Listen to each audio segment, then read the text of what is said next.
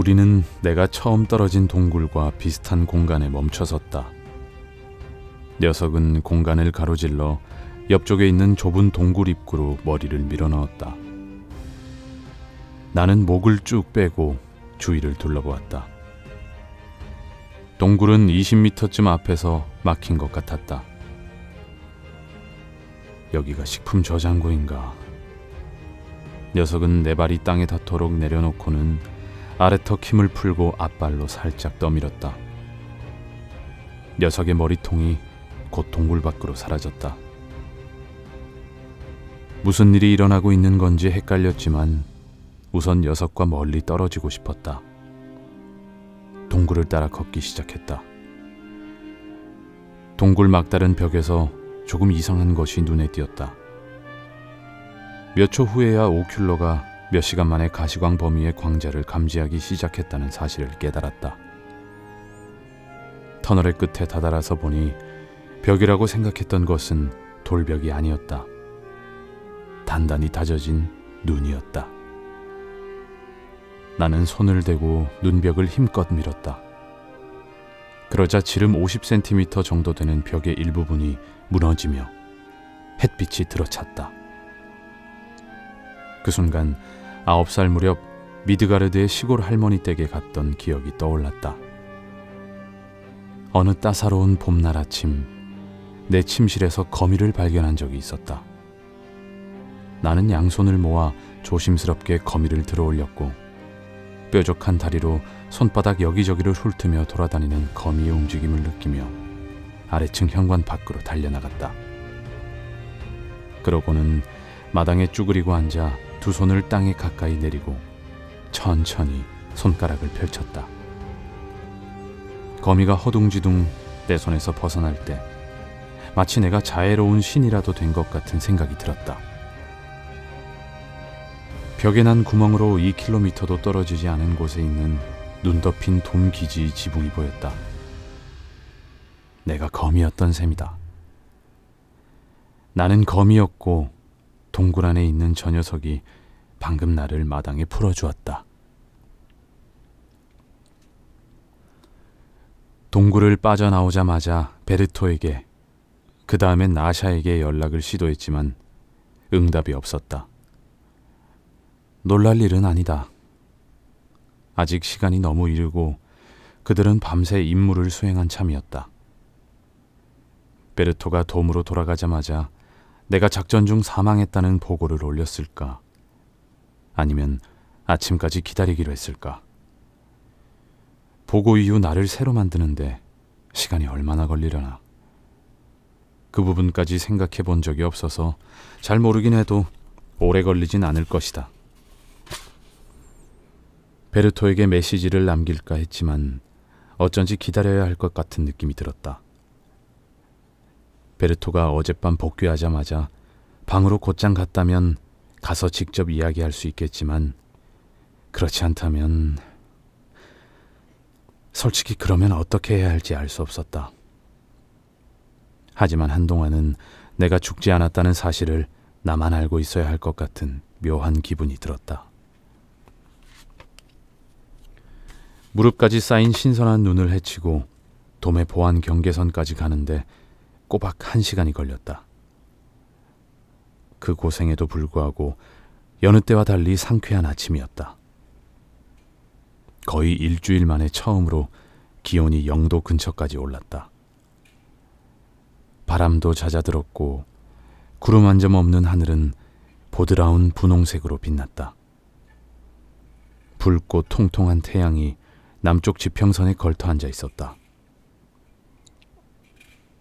돔에서 반경 100m는 보안 경계선으로 정해져 센서탑, 회전번호 포탑, 각종 덫과 장애물이 설치되어 있었다. 여태 우리가 본 커다란 동물이라고는 크리퍼뿐이었고 그들은 센서가 감지할 수 없는 눈 속으로 이동했기에 이런 장치들이 다 무슨 소용인가 싶었지만 그저 관행이겠거니 생각했다. 게이브 토리첼리가 중앙문으로 향하는 길목의 검문소를 지키고 있었다. 경비대 소속이지만 다른 경비대 얼간이들에 비하면 괜찮은 사람이었다. 전투복으로 완전 무장한 채 헬멧을 쓰지 않아서 마치 머리가 유난히 작고 근육을 비정상적으로 크게 키운 보디빌더처럼 보였다. 미키, 일찍 나갔다 왔네? 게이브가 말했다. 나는 어깨를 으쓱했다. 알잖아, 내일이 그렇지 뭐. 그 장비는 다 뭐야? 내가 크레바스에 있는 동안 전쟁이라도 났어? 호흡기 너머로 그가 씩 웃어 보였다. 아직은 아니야. 보초 설 때는 자발적으로 무장할 수 있어. 나는 이 옷이 마음에 들고 마샬이 맡긴 언덕 순찰 임무가 안 끝났나 보지? 그는 내가 걸어온 길 쪽을 가리켰다. 익스펜더블이 맡을 수 있는 사소한 임무에 비싼 장비를 희생할 필요는 없잖아. 그렇지. 밖에서 발견한 거라도 있어? 이따마다 중량 우주선만한 크리퍼를 만났어. 근데 그 녀석이 내가 돔으로 돌아올 수 있게 동굴밖까지 데려다 줬다고. 지각이 있는 생물이 틀림없어. 멋지지? 안 그래? 아니, 내가 답했다. 그래, 항상 그렇지 뭐. 마샬이 쓸데없는데 시간을 낭비하고 있다니까. 그렇지 않아? 이런... 게이브는 말 상대가 필요한 모양이었다. 나는 이 상황에서 빨리 벗어나야 했다. 저기... 얘기를 더 하고 싶은데 아침에 돔에서 할 일이 있어서. 이만 들어가도 괜찮지? 그럼 당연하지. 신원 확인은 굳이 안 해도 되겠지? 에? 그래, 안 해도 되겠지. 게이브는 태블릿을 꺼내 뭔가를 입력한 다음 손을 흔들며 나를 돔 안으로 들여보내 주었다. 다행이었다. 경비대에 미키 팔로 등록한 사람이 아직 없다는 뜻이니까. 베르토가 게으름을 피워준 덕분에 무척이나 번거로운 절차를 밟지 않고도 빠져나올 수 있었다. 하지만 애초에 나에게 이런 상황이 생긴 건 역시 베르토의 게으름 때문이었다. 쉽지 않았겠지만 어젯밤 베르토가 장비를 갖춰 돌아왔다면 동굴에서 나를 꺼내줄 수도 있었다. 나를 위해 나샤를 위험에 처하게 할 순 없지만 베르토라면, 베르토가 기꺼이 와주었다면 나도 탈출하려고 노력했을 것이다. 물론 그런 상황에서 구출하는 수고를 들일 필요가 없다는 점이야말로 익스펜더블을 이용하는 이유 중 하나다. 그렇다고 하더라도 이번 일이 어떻게 마무리 지어지든 나는 친한 친구의 기준을 다시 생각해 볼 필요가 있을 것 같다. 일단 방으로 향했다. 옷을 갈아입고 씻고 손목에 압박붕대도 감아야 했다. 지금 보니 부러진 것 같진 않지만 손목이 부어있고 보라색으로 멍이 들어 있었다. 아마 적어도 몇 주는 고생 꽤나 할 것 같다. 그러고 나면 베르토에게 연락해 어리석은 짓은 하지 말라고 얘기해야지.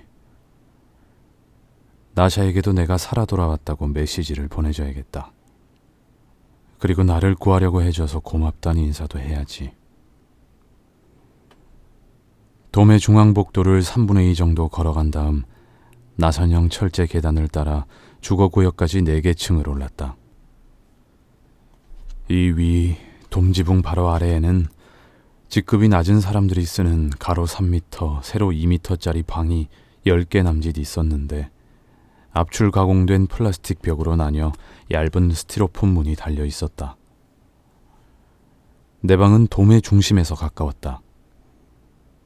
일어서서 머리 위로 손을 뻗을 수 있을 정도로 천장이 높은 더블룸을 배정받았다. 익스펜더블에게 주어지는 특전인 모양이었다. 아즈텍인들도 재단으로 끌고 가 심장을 꺼내기 전까지는 공놀이 선수들에게 친절을 베풀었다던데 마찬가지가 아닐까 싶었다. 열쇠를 방문에 꽂으면서 뭔가 문제가 생겼을 수도 있다는 생각이 처음으로 머리를 스쳤다. 방문이 이미 열려 있었다. 심장이 스타카토 리듬으로 쿵쾅거리는 가운데 문을 밀었다. 앞머리는 이마에 찰싹 붙어 있고 얼굴에는 말라 비틀어진 콧물 자국 같은 얼룩이 져 있었다. 나는 두 걸음 안으로 들어서며 방문을 닫았다. 문고리가 딸깍하고 잠기는 소리에 그의 눈이 번쩍 뜨였다. 저기, 내가 말했다. 그는 반쯤 몸을 일으켜 얼굴에 손을 가져다 댔다. 대체 뭐야? 나를 발견한 그의 눈이 휘둥그레졌다. 아, 망할. 나 미키 팔이구나, 그치? 그가 말했다.